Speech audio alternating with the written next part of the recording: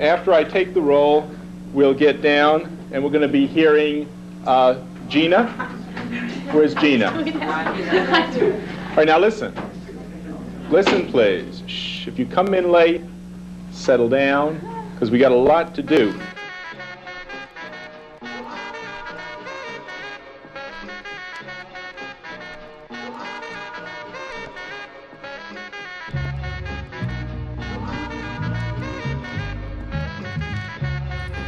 The Way We Were is the story of LA's black youth during the rise and fall of integration. This story has never been told before. Two brothers who take diverging pathways as one enters school in the urban city and the other a first-generation busing recipient.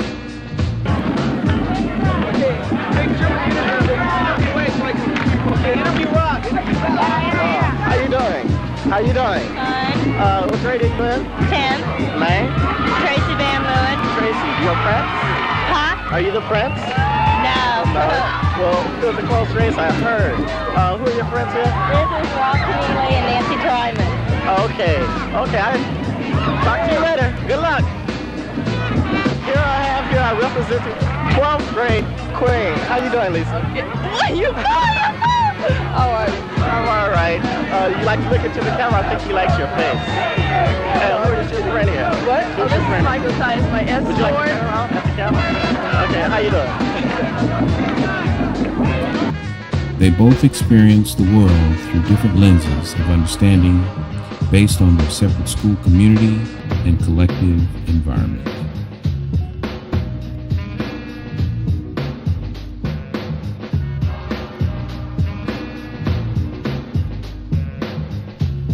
The 80s provided an abundance of opportunity for the youth to escape to the dance halls of places like Florentine Gardens, Dylan's, the Cover Girl, the Palladium, Osco's, Baxter's, and even places like Funky Reggae.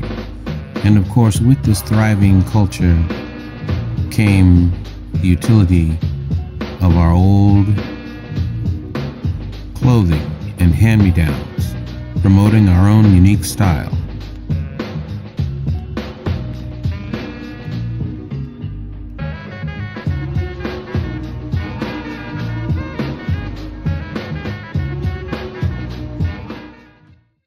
And with that came the emergence of the Volkswagen Bug, lowered, racy, and full of color. The preppies, the mods, the b-boys, and the bohos all over the city created their own thing. With limitless boundaries, our presence was felt beyond our inner city borders, to the point where Westwood was the every weekend hangout.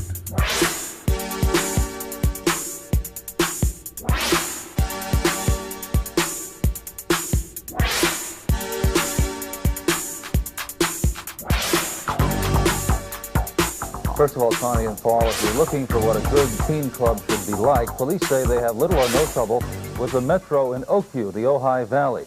They close at midnight, no alcohol, and they have enough security to still let the kids have a good time. As for the kids today, they are not promiscuous, not hooked on drugs and alcohol, but they do experiment. Now, much depends on the influence of parents and a very strong influence, the kids in their group. Teen clubs reflect all this and more. Teens will join groups often without realizing it. In general, they're looking for a lasting relationship and that all-important acceptance by the people in their group.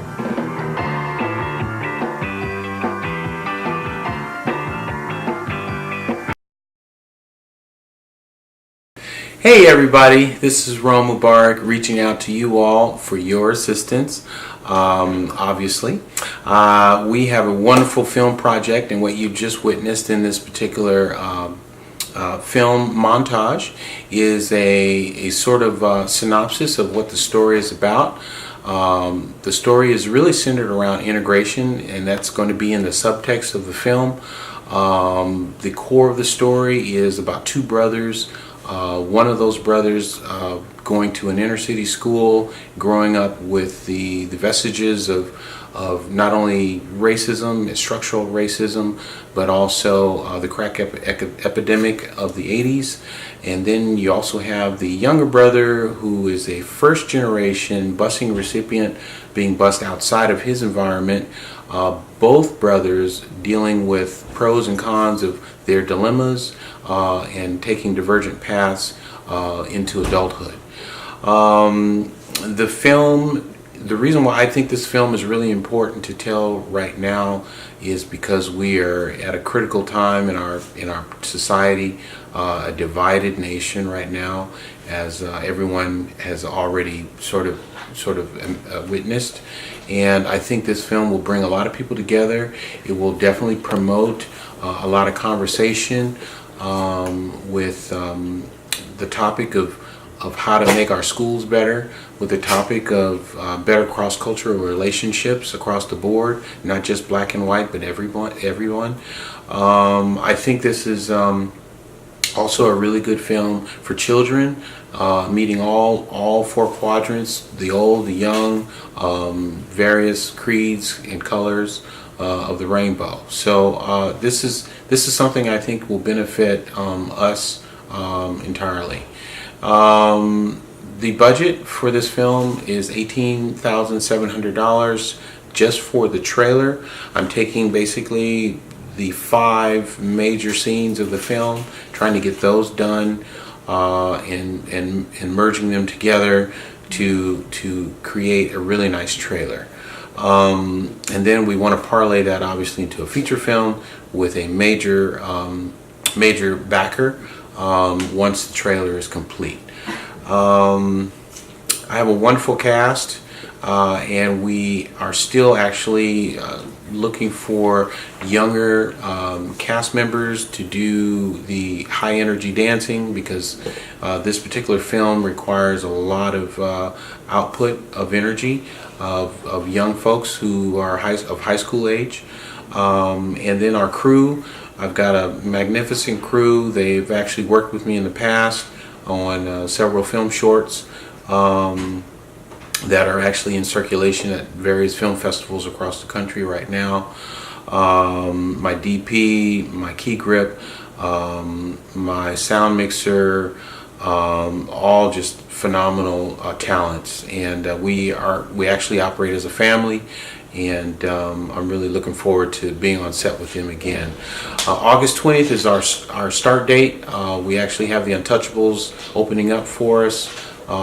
We've locked and secured them, so part of the funding will be going towards paying them, as well as permits and insurance, and the equipment rental. We'll be using, for those cinematographers out there, we will be using Red Epic. We also have a Red Scarlet on board from our first operator, camera operator, and so we're really covered across the board when it comes to top-notch equipment as well in making this a reality. So with all that being said, I can only hope that you guys can see the vision as I see it, and will lend a hand, whatever that may be, whatever amount you feel like you can attribute, that will really help out in making this a reality. I want to thank you all in advance, and until we talk again, we'll be giving updates as well. Thanks so much.